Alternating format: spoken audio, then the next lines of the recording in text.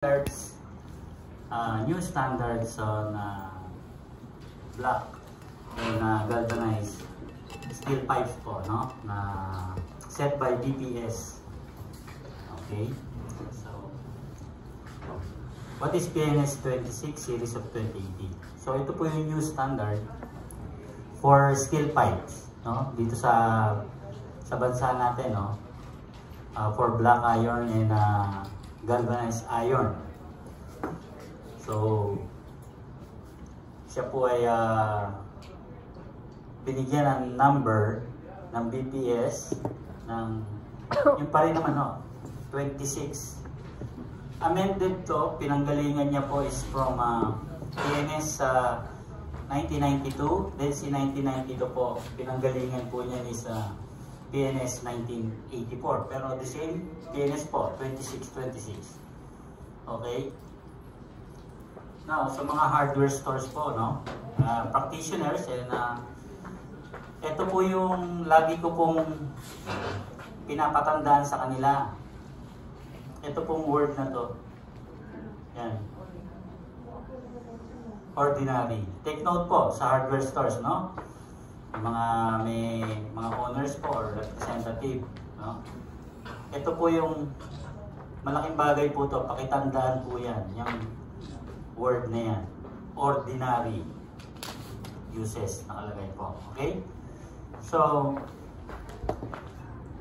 BNS 26 published yung DAO 19-16 2019 Department Administrative Order from BPS, published on January 17, 2020 from this major newspaper, no? Nationwide po siya. So, iba naman, no? Hindi naman gaano nakakabasa during the announcement o anunsyo sa dyaryo ng DTI. So, ito po yun. Kaya siya naging official na. Yun, naging 26 na siya, series of 2018. Okay? So, for common application po ng steel pipe natin, standard steel pipe natin, ito lang po siya. Steam line, water line, gas line, air lines. Okay? Now, yung steam line po, ayan nakalagay dyan, centralized heating system in restaurant, hotel, and resort. Okay. Yan po yung pinaka-basic na gamit niya, no? Kailangan gamitin doon is yung standard steel pipe. But meron pa pong mga planta or mga manufacturing plant dito sa atin na still dependent po sa mga boiler. Okay? Yung may boiler system po sila. Now, yung boiler system po, the boiler itself, meron pong mga series of steel pipe yan sa loob to generate steam. Ang kailangan po na nandoon sa loob na yon ng boiler, kailangan po standard steel pipe. Yung pinaka yung main niya system niya, no, to generate the steam. Okay? Ito pong water line, yan po yung pinaka common. Pero ang kailangan pong ginagamit dyan talaga po dapat gamitin dyan, standard steel pipe. Nakikita po natin yung ito pong fire prevention system. Ito po, ayan, sa ceiling ng hotel. Ang ginagamit po dyan na tubo ay standard. Sa bahay po natin, kailangan na gamitin natin yung standard steel pipe, no? Sa restaurant, sa mga mall, yan po. Okay? Sa water lines nila. Sa rin po, water district. Yung distribution nila sa mga provinces, sa mga rural areas po, no? Countryside. Yan po. Ito pong gas line, nakalagay po dyan, centralized LPG system for hotel, sa mall, sa mga nila. Sa mall, yung makikita natin yan, yung sa food court. Now, yung iba naman po sa mga gas station. Yung mga piping po dyan sa gas station natin na nakikita natin. Puro ginagamit nila dyan, puro standard steel pipe. Now, Ito pong centralized LPG system, medyo may practice na ho ngayon yan sa mga condo na bagong ginagawa. Pero, way back, mga ilang taon na po, mga 4 or 3 years na po, meron po naging problema yan sa Serendra 3. Siguro, naano nyo yun, nabalita nyo sa news, yung balikbayan, nagbabakasyon, pagbukas niya ng ilaw niya sa unit niya sa Serendra, sumabog, patayo siya. Hindi pa po tayo ganong ready, pero ang ginagamit po dyan talaga, standard steel pipe sa centralized LPG system. Okay? Ito pong airlines na sinasabi, karamihan po to makikita nyo sa assembly plant. Assembly plant ng paggawa ng ng ref, TV, kotse, motor, laptop, cellphone, electric fan, yung mga yan. Ang ginagamit po nilang mga tools, kung tawagin natin, pneumatic tools. Ang nagpapatakbo doon, hindi na po kuryente. Compressed air na po. So yung distribution ng compressed air para patakbuhin yung isang planta, ang ginagamit po doon ay mga standard steel pipes. Okay? Okay. Now, yun nga po. Ang BPS meron na pong 87 mandatory products sa listing nila. Ang steel pipe po, nasa construction material, number 1 po siya doon. Pag when you say construction material, mandatory, civil works, number 1 po si steel pipe, kasama po siya. Okay? What is mandatory product? Ang ano lang po talagang, ang andyan po, ang pinaka-definition set by BPS, ito po, standards that legally binding require compulsory compliance. Ibig sabihin po, sa atin dito sa Philippines, na ipasaho niya, ni-require ho siya na to undergo test dito sa required by Bureau of Philippine Standard at ipinasa niya ho. No? Yung niya, mabibilang mo siya rin sa mandatory product natin dito sa Pilipinas. Okay? At yan po yung isa pa yung industrial affects health or safety. Total po, ang mandatory product po, may influence siya sa buhay. Affects lives po. Kaya po siya nasa mandatory. Ganun po yun. Okay? Okay. Now, ito po yung governing bodies niya. Ito po yung Republic Act 4109. Saka po ito pong Republic Act 7394. Sa Consumer Act po yan. No? Okay? Now, yung tubo po, hindi po siya kapamilya ni rebars na i-discuss ni Engineer Rudolph at yung pong angle bar. Although parehas po silang tatlo na commercial length na binebenta sa merkado, puro 66 meters po sila. Ang tawag po dun sa dalawa, yung rebar sa angle bar, sila po they belong on the long product. So akala ho ng iba sa atin na si tubo kapamilya siya ng long product. Hindi po. Ito po yung pamilya namin. Flat product po. Ang raw material po namin, major, yung slab na tinatawag. Sila ho billet. Kami po slab. Okay, ito po yun. Out of the slab, dalawa po ipoproduce. Hot rolled coils, steel plate. Itong steel plate, yan yung mga paggawa ng barko. Yung pag-construct ng mga barko, dyan po yun. Out of hot rolled coils, meron dalawang produkto po. Ayan po yung, yan na po yung isa si tubo at si cold rolled coils. Dito yan. Now, out of dito, merong mapoproduce na dito sa cold rolled galvanized iron prepaid sheets. Ito po yung mga yero yung GI sheets, corrugated. Ito naman po yung mga rib type pre-painted sheets, yero pa rin po. Ito pong tin plates, ito po yung ginagawa ng lata ng pintura, lata po ng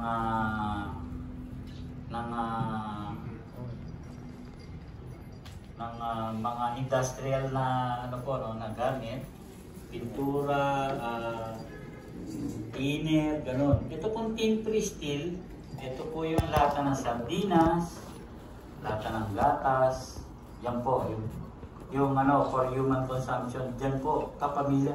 Yan po yung kapamilya niya, ito po siya eh. So, nandun po kami sa flat products po, okay? Ito po yung itsura ng slab sa foundry.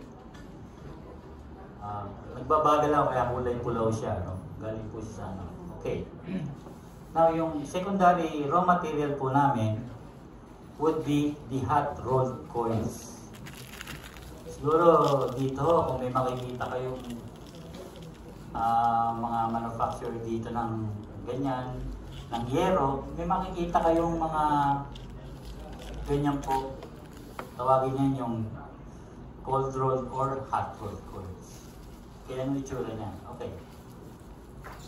This is the simple representation of a flow chart ng nasa production line po ng tubo sa planta.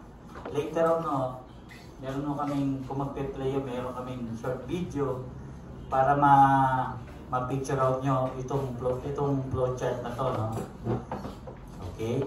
Now, internationally po, ang tawag po talaga sa steel pipe, yung welded steel pipe is ERW po, Electric Resistance Welding.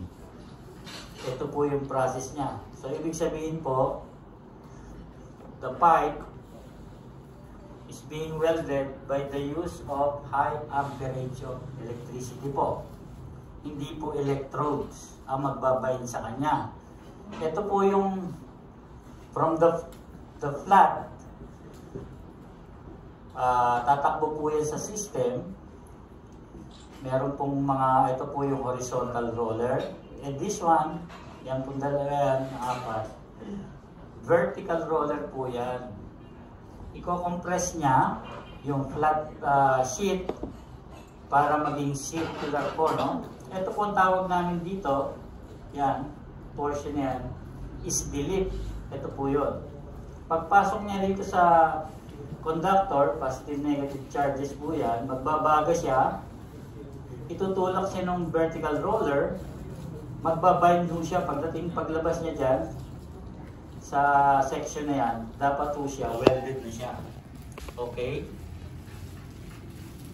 So ito po yun. Makikita nyo, from sa hook cage, papunta na hook cage, ayan po, steel strip na siya, cut into size. Kung anong size desired ng lalabas, kung size 15mm, 25mm, 32mm, yan po. Ayun po yung horizontal roller, yan po. Ito po, vertical yan. No? From flat, makikita nyo ito, vertical yan. Makita nyo from flat, kinumpress yan, naging circular na po siya. Naging bilog na po. Now, to the extent na dadaan mo siya, yan bilog na. Yun po nagbabaga. Yan po. Yan po yung dumaan siya doon sa conductor. Yun. Yung coil. Coil conductor. Ito po, nagbaga na siya. Dito siya dumaan. Paglampas niya sa coil conductor na yan, nagbabaga siya. Bukas pa po yan yung lip. Itutulak ng vertical roller. Ayan. Paglampas niya dapat po doon, welded na po siya. Ang tawag po sa welding na yan, ay yung seam. Okay? Dalawa kasi rin yung, meron mo tayo na didinig, minsan na seamless pipe. Yun po yung walang welding. Okay? Ito po, yung nasa standard po natin sa Pilipinas, ito po yung welded. Yan po. So, yan yung ERW. Ayan, so dire-diretso po yan, no? Continuous production line. Ngayon po, ini-straighten. Meron ng isang process dyan na dadaan to, na may makina po na tinatawag namin, ayan po, ito, is the whole system na to. Yung tinatawag namin na, ayan, flying cutter. So, nakaprogram mo siya na every 6 meters po, automatic puputulin niya. Yung yan po, tatakbo siya. Yan, nakaprogram po siya. Every 6 meter, puputol siya. Kasi po yun ang commercial length natin. Okay? After that, ayan na po, palalamigin, ibabind, yan po, market na po. Isiship na sa market. Ito po yung itsura niya. Na nasasabi natin na black iron. Pero sa totoo, pag nakita natin siya, hindi po siya talaga black. Medyo para lang po siyang charcoal gray. Ganun po. Nakasanayan lang po siyang tawagin na black iron or BI. Okay? Now, sa pag-ikot-ikot po namin sa mga hardware stores, ito po, present na lang siya mga 20%. 20% na lang po ng hardware stores ang nagbebenta pa ng black iron in nature. Okay? From this one, meron mo siyang tatakbuhin na, meron mo siyang dadaanan na isang process, which is the galvanization process. Okay? Ito po yung illustration namin. Yan po yung mga sink bath, ang tawag po dyan, sink bath. Ito po degreasing would be acid, rinsing, water lang po yan. This one is hot, minimum 80 degrees. Ito po, cold yan. Ito po pickling, acid na naman po yan, mainit na naman po. Rinsing tubig, black solution, acid, then drying. Now, bakit ito pinadadaan siya sa mga acid? Para mawala ho yung impurities. May oil ho yan eh. No? During the process of planta, meron po yan yung cutting oil, yung po sa process na para ano siya, malubricate yung takbo niya sa planta. Kailangan mo i-degrease siya eh, para mawala lahat yun. Para pagdating po doon po sa last stage, yan na po yung hot dip galvanization process. Ilulubog po siya, yung whole commercial length po niya na 6 meters, ilulubog po siya, incline, doon sa sink bath. Ito po yun. Tawag po nila dyan yung tingga, no?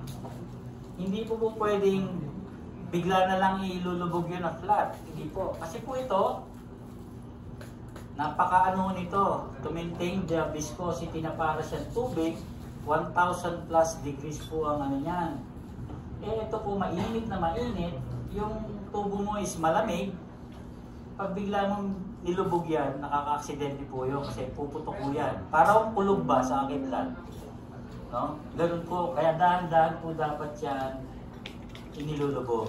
That is the galvanization process.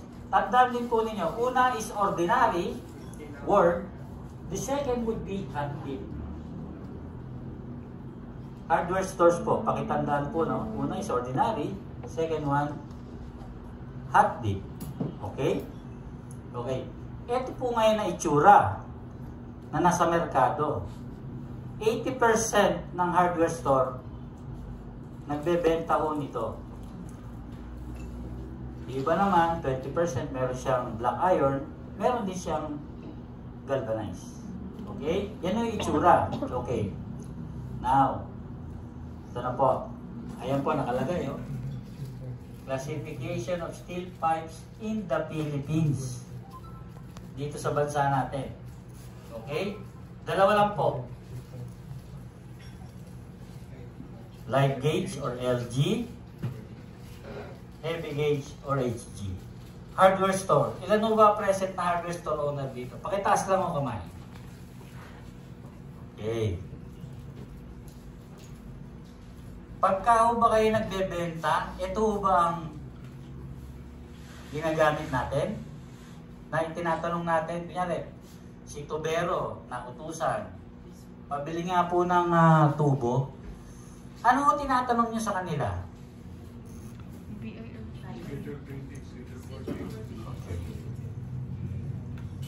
Yun po ang practice, di ba? Tama po ba? Hardware store, Schedule 20, Schedule 40. S20, S40. Okay. Ayan po Kaya po sinasabi, classification of steel pipes in the Philippines.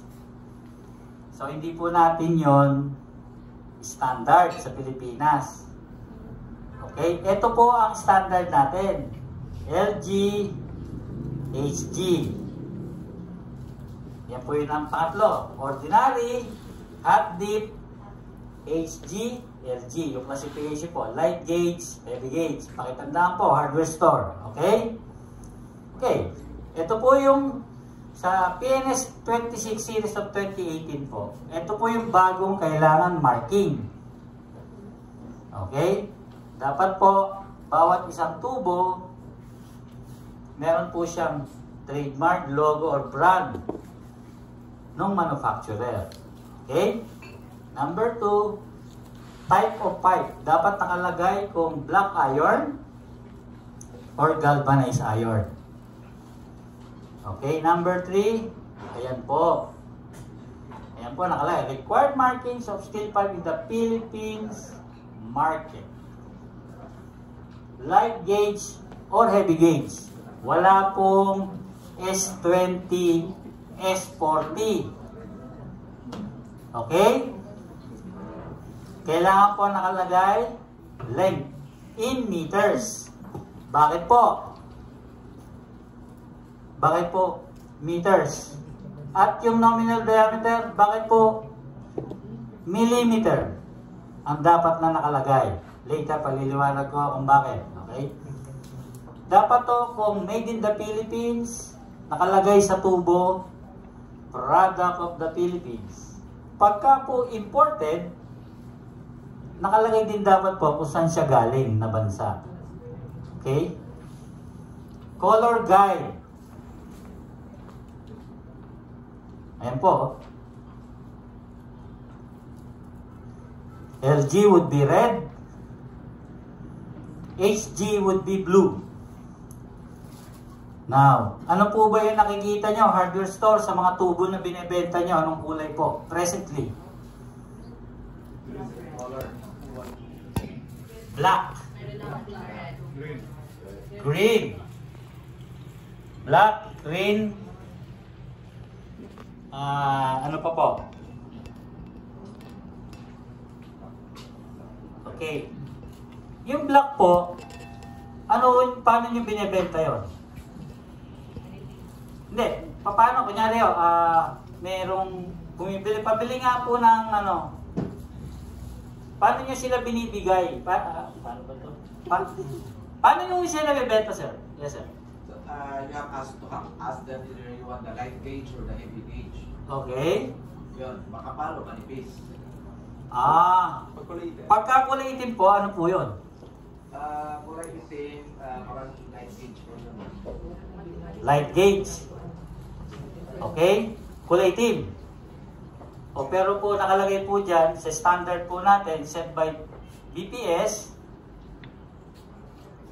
ang light gauge po dapat red. The heavy gauge should be blue. Okay? Dapat di isang tubo mo, may PS mark with license number.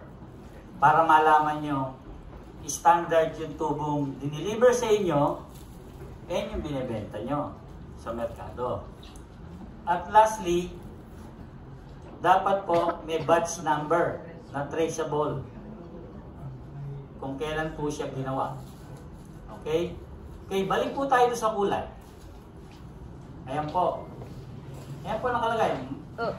Marking requirements PNS 26 2018. Dalawa lang po. Red and blue. Okay? Ayan po nakalagay dapat, galvanized iron, light gauge. Ito yung dimension niya, 15 mm yung diameter by 6 meter yung haba. Ito po yung PS mark, BPS, ito po yung license number, Product of the Philippines, batch number. So dapat ganyan po yung makikita nyo kahit sa BI. Ito pong na to, GI po siya. Pero kung BI makikita nyo dyan BI, hindi GI. Okay? So, means to say po, ito po yung standard natin presently sa bago, sa 26 series of 2018. As per Dow 19-16 po, Department Administrative Order ni BPS. Okay? 2019 po nung na-approve siya. Okay? Okay. Ayan po. Pagka po imported ang isang tubo na binenta sa inyo ng supplier, may kita point po, see to it, nabibigyan niya kayo ng copy, ng photocopy po, no? Ng statement of confirmation. Ito po yung dating ICC. Ngayon po si tubo, hindi na po ICC sticker. Kasi madali po siya natatanggal do sa item. Ang ginawa po, pinalitan po ng Statement of Confirmation. SOC. Hingi po kayo ng certificate sa supplier nyo kung imported po yung binebenta sa inyong steel pipe. Okay? Now, ayan po, rule number 8 po yung, ayan, ito po yung rule na filing, ayan po, confirmation, statement imported, ayan po nakalagay, malinaw, steel black and hot dip sink, ito po yung BI, ito po yung hot dip sink GI, ayan po nakalagay, longitudinally welded steel pipes for ordinary uses. Maliwanag po doon yun, specified. Ordinary uses. Okay? Ito, in additional, yan po yung kanina nakita natin. On local and imported steel pipes. Whether with ASTM po, no? Kailangan po mag-undergo sila or sumunod sila sa rules, na ruling na sinet ni BPS para sa produktong ito na lista na nakalist sa civil material, engineering works, civil engineering works, and mechanical sa mandatory products. Okay? Sa Pilipinas. Okay po? Okay. Now, kanina po tinanong ko bakit po kailangan meter saka millimeter yung nasa dimension. Okay? Pamilyar ho ba kayo rito? Tignan niyo po yung mga produkto nyo. Not only on steel pipe, but sa lahat ng produkto po ninyo na binebenta. Ito po yung, tagal na ho to, panahon po ni Marcos. Actually, ano po ito ito po yung presidential decree. 187, 1973 po yan. Nung inilabas. Tapos meron po yung moratorium na 2 years. Dapat by January 1975, all products, services, dapat po in metric na. Okay? So kaya pag-uwi natin, tignan natin yung produkto natin, not only steel pipe na po, na binebenta natin na dapat in metric na po siya, SI, units. Kasi po meron po tayong metrication law. Ayan po yan, Ayan, the DTI shall also adopt standard measurement for garment, shoes, and other. Okay? Ayan po, Consumer Act of the Philippines, Article 63, use of metric system. Ayan, weights, measurement. Ayan po, nakalagay. Ito po yung metrication law. Okay? So pag ganoon natin, pagbalik natin sa tindahan natin, tingnan mo natin yung mga produkto na. Kasi po, baka mamaya yung binibigay sa inyong produkto, eh hindi pa po naka-metric. Dumating po ngayon si FTEB kasama ang DTIs dito sa region or sa provinces, pwede po kayong mabigyan ng notice of violation. Okay po? Which is, ayaw po na natin mangyari yon. Magkano po ba multa ngayon? Sir Reman? Pag nabigyan ng notice of violation ng isang tindahan sa isang produkto, 25,000. Tama po ba, Sir Eric? Minimum. Pag umamin, medyo bibigyan ka agad. Pag sinabi mo kanino galing, bigyan ka nila ng discount, 17,500. Tama, Sir Eric? Sino na ho ba ang hardware store dito? Ang nabigyan na po ng notice of violation? Yung napuntahan po ni FTEB. Wala po? Uy, candidate pala lahat for bagwis. Sir Eric? Ano po? Hindi po. Kami po, from Gino, kay Engineer Gino Villaruel po. Ako po, yan po yung susunod na dalawa pa hong matatandang mga speaker na kasama ko. Lahat po kami, kaya kami nandito para po magbigay ng tamang information. Okay? Kasama po yan sa 8 consumer rights na dapat you have the right for yung knowledge po na right information. Okay? Lahat po tayo dito consumer mamimili tayo. Kami bumibili ng kung ano, basta lahat po tayo. So rights po natin yan for right information. Okay? Kaya kami po nandito. So kaya tinuturo namin sa inyo kung ano po yung pwede namin para hindi po tayo mabigyan ng notice of violation. Okay po? Si DTI po, kaibigan po natin, kaibigan po namin talaga yan. Kasi kung hindi dahil po sa kanila, hindi nyo kami madidinig ngayon sa harapan nyo na sasalita ulit. Okay? Okay. Balik po tayo dito. Ito po yung thickness tolerance table. Okay? Ng bagong PNS 26 series of 2018. Di ba may metrication law? Ito po, nilagay po namin lahat po may katalogo. Meron po lahat ito. Ano po to? Yes po. Hindi po to pang pag-uwi, hindi po to pang balot ng bulad. Ito po kasi, nilagay po namin dito po sa binigay namin 1-page brochure. Ito po yung dating English. Ayan po. Na bawal na, no? Para lang po matandaan ninyo, maituro niyo sa mga mamimili. Ito na po ngayon yung metric. So, ang standard po natin sa Pilipinas, ang coverage po, mula po 15 mm hanggang 300 mm po. Yun po ang cover ng PNS 26 series of 2018. It only covers that sizes, no? Above 300 and below 15 mm, hindi po siya covered. Okay? So, nothing to worry po kung nagbebenta kayo ng mga ganong size. Hindi po siya covered ng PNS 26, no? Okay? Now, ito po. Okay? Yan. Pero kung susukatin nyo talaga siya ng tape, ito po talaga yung sukat niya. Yan. 21.3 mm. Ito po, nominal size para madaling matandaan. Okay? Wala pong computation yan. Now, ito po yung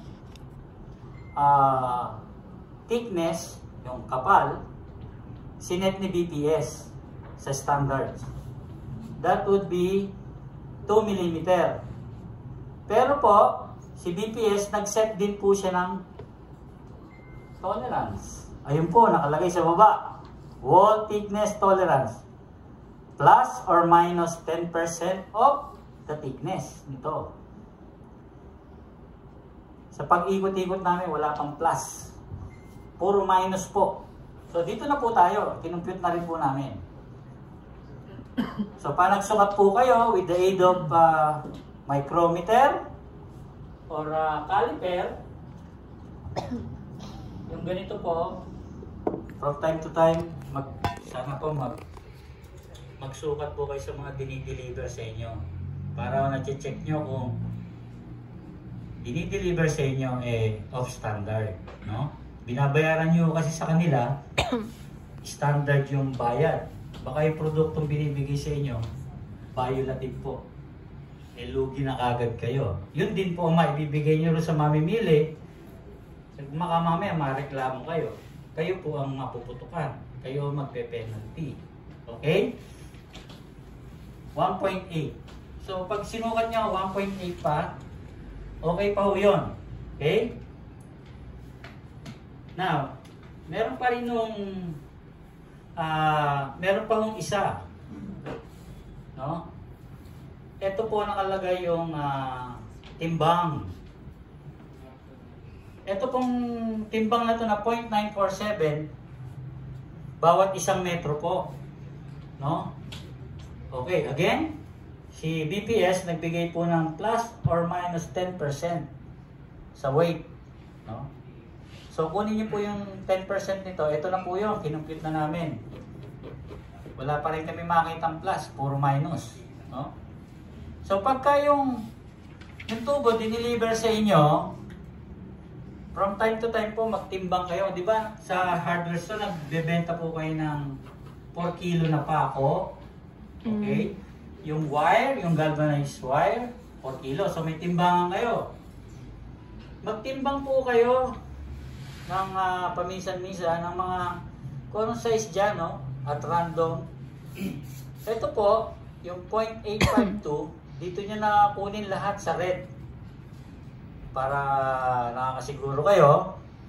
I-multiply po natin ng 6 kasi po yung commercial length is 6 meters. Di ba? So, ang lalabas po dyan, when you compute sa 1.8, yung 15 mm would be 5.11 kilos. Okay? Yun po ang lalabas dapat. Yun naman po sa 20 mm, dapat po lalabas is 7.452. Minultiply na po natin ng 6 yun. Ito po, per meter pa yan. Multiply nyo lang po, ganun din po lalabas niya. Okay? Maliwanag po? From time to time po, magtimbang mo kayo. Para malaman nyo kung yung dinideliver sa inyo, na in-order nyo na light gauge and heavy gauge would be of standard talaga. Para lang to check. Ito po for LG, ito po yung kanyang specs. Ito naman po for HG. Okay? Now, sa haba po, check nyo yung mahaba. Si BPS po nagbigay din ng tolerance sa haba. Para kung si Cabilia, si Reverse, meron din siyang Sa amin po, wala pong minus. Ito lang po. Plus 6 mm. Ibig sabihin, pag sinukat nyo yung tubo, dapat nasa 6.06 lang siya. Okay? Ayun po. Yun.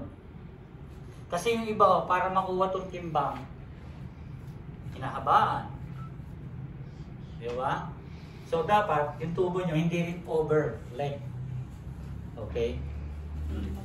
Kasi ito, for example, ito po, naging 2.2. Kunwari, standard pa po yun kasi 10% eh. Pagka ba naging 2.3, standard pa po siya o hindi? Sino po pwede sumagot? Standard pa? Wala akong giveaway. Katulad ng Gino, mayaman mo yun. No? Okay. Pagka sumobra ho siya dun sa tolerance ng plus 10, ito po naging 2.3. Magiging substandard na po yung produktong nasa inyo. Okay? Kahit na sinabi natin mataas siya. Okay? Basta hanggang doon lang po siya. Okay? Maliwanag po. Okay. Light gauge, heavy. Kanina, pinakita rin po ni Engineer Gino yung para maka one way of assurance nyo po, no? Sa mandatory product po, kung lahat po sa hardware store nyo, binibenta nyo is 87 mandatory product. Yung electrical tape, no? Mandatory po yan. Dapat po meron kayong 87 photocopies ng ganito. Ito po yung PS Quality Mark License. PS Mark License Certificate. Okay? Dapat po to yung bago. No? Ito po ang director ngayon ng BPS. Si Mr. Neil Katahay. Kahapon ho, nag-monitor kami sa Valencia, Bukidnon. Yung isang hardware ho doon, nagtanong ako kung may nakita kasi ko na steel pipe kami. Si Rainier ho nga pala, kasama ko. Nakita namin, tinanong ko siya kung meron ka bang photocopy nung PS license nitong brand na to. So binigyan mo ako ng PS license photocopy. Ang nakalagay ho dito, yung validity niya, up to 2021 lang po. Okay? So, yun din po ang i-check nyo, yung validity ng product na binigay sa inyo dito pong PS license. Okay? Meron po yung QR code. Ito po yung page 1. Dalawang pong page to. The second page would be yung scope, yung coverage po. Hindi po ibig sabihin na meron siyang lisensya, na may pangalan siya rito, in-issue sa kanya, nakalagay dyan kung BI and GI ang pwede niya i-manufacture. Ibig po sabihin, lahat po ng size na nasa mandatory, covered na mandatory from 15mm to 300mm, pwede niya kong ibenta. Dapat po, nakalagay po yung sa second page. Ayan po, dapat meron. Makikita po ninyo sa second page. Ayan. Nakalagay po dyan kung ano rin po yung size sa light gauge, sa heavy gauge. Nandiyan po yan. Ayan. Black iron, galvanized iron. Light gauge, heavy gauge. Light gauge, heavy gauge.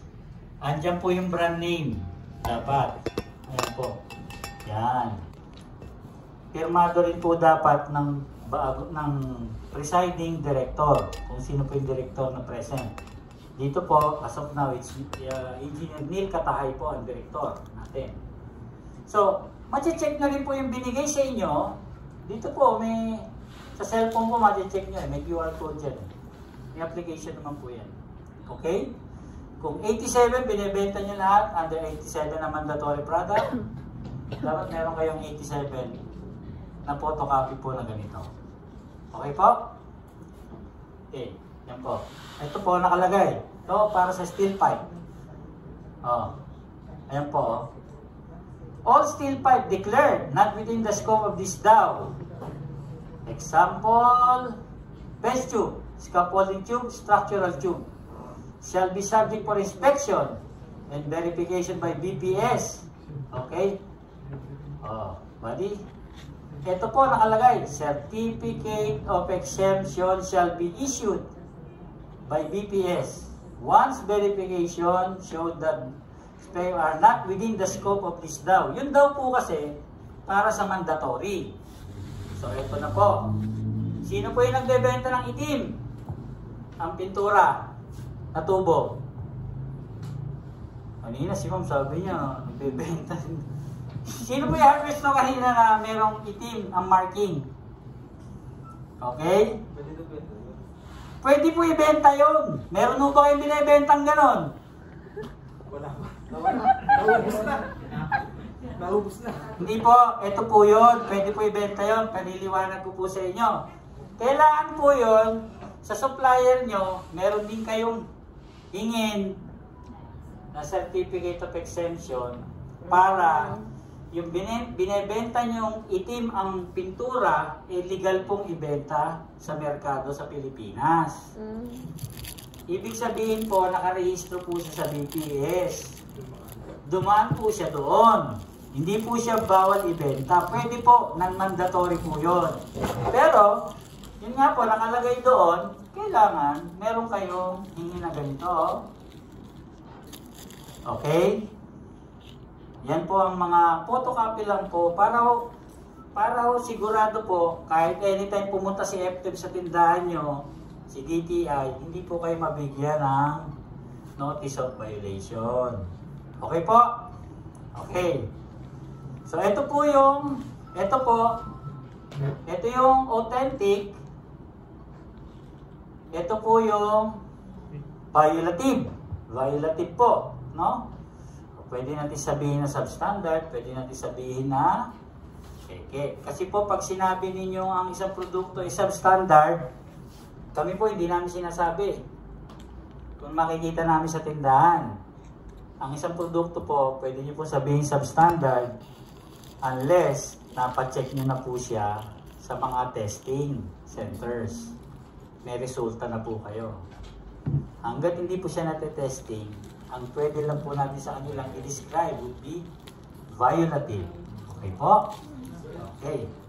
So ito po yung kung wala po kayong caliper, micrometer, timbangan sa tindahan nyo, physically, sa mata, yan o ang tignan nyo. Yung loob. Yan po yung welding yung seam. Pagka ganyan po ay itsura, ang standard po, hot dip. Yan po yung itsura ng hot dip. Ang loob. Ganyan po. Ito po, may kalawang na kaagad. Ito po yung welding niya. Hindi po yan hot dip. Pero, parehas po yan ng kapal. Okay? Parehas po yan ng kapal. Ang diferensya lang po siya, kaya po siya violative. Ayun po, hindi po siya hot dip. Makikita po ninyo yung seam, yung welding niya, may kalawang na kagad yan. Ayan, ito po wala. Hindi po yung kinakalawang. Kasi hot dip po siya. Okay? So, ito po yan. Ganyan po yung LG, HG. Ito po actual na makikita nyo sa mga tubo sa merkado. Ganyan po itsura. Ayan po yung pintura, yung color code would be red and blue. Yan po yung loob. Ito po yung mandatory steel pipe. Non-mandatory would be, ayan po. Yung sinasabi ko, ayan, di ba nakalagay? Yung mga itim nyo, nakalagay, Pence tube. Tama mo ba? Okay? Hindi po sila, pwede po sila ibenta. Hindi po sila bawal ibenta. As long as, hindi nilalagay nyo sa resibo ninyo, ayan po. Ayan po, oh. Ayan, ganyan. Oh, Pence tube, structural tube. Ganyan po yung loob niya. Hindi po siya hot dip. Kaya po siya sa non-mandatory steel pipe. Okay? Ang masama, oh, pag ito, oh, kulay pula, ganyan po ang loob. Violative po yun. Pwede po sa inyong hulihin yun. Kasi hindi po siya hot dip. Okay po? Okay. So, ayan po yung comparison between mandatory, PNS 26 series of 2018, at yung non-mandatory po, na wala po siyang standard pa. Hopefully, magkaroon na rin po sana para hindi po tayo maloko o magulo, no? Okay? Yan po. So, ito po yung ano namin, comparison namin, no? Pagka kayo po iniisip nyo lagi yung price, so hindi po yung product, yung quality ng product. Okay? Versus ng yung pinaka quality. Dito, marami kang mabibili dahil mura, di ba? Tayo naman ng mga nagbebenta, malaki kinikita. Sana po wag mong ganun. tulungan din natin yung mga namimili, yung other consumer na katulad natin, na we give them the value of their money, yung worth po ng binibili nila. Pagka sinabi nila standard, sana po yung standard na ibigay natin sa kanila. So ayan po, no? Lagi po, hindi yun nakamura ka. Ang isipin mo lagi po yung safety. Kasi nga po, ang mandatory product, it involves lives, no? So yung buhay po, no? So dito ka na sa may quality, wag mo ano yun dahil mura. Isipin mo yung quality yung nabibili mong produkto. Okay po? Ito po, yan po ang talagang ano namin. Kami po lahat. No? Kaya po kami nandito sa harapan niya. Okay. Risk of using. Ano po ba yung mga sa pagbili ng substandard? Unang-una, nagsasayang po tayo ng pera at oras. Kasi bibili ka ng mura, madali siya masira. So, palit ka ng palit. So, yung mura, nadali na sira, nagsayang ka ng pera. Okay? Ngayon, kung pwedeng yung nagtipid ka, pwede yung produkto makamatay. At ang pinakamasama, kung kayo po yung nakapag na napatunayan na kayo po sa inyo po galing yung produkto nakamatay, pwede po kayo makulong. You are liable, di ba? So, yan po yung iwasan po na natin. So, kami po, lagi sinasabi namin, buy Filipino to generate more jobs, no? Tangkilikin ang sarili natin. Tulungan po natin industriya natin. Para katulad kami, hindi kayo wala ng trabaho. Okay? So, yung presentation ko, yun lang po. Any questions po? Andiyan yung email namin. Ito po yung office namin. Thank you very much po. At yung susunod pong speaker po is naiinip na kasi yung mga matatanda, maiinipin na rin. Kaya po, thank you very much.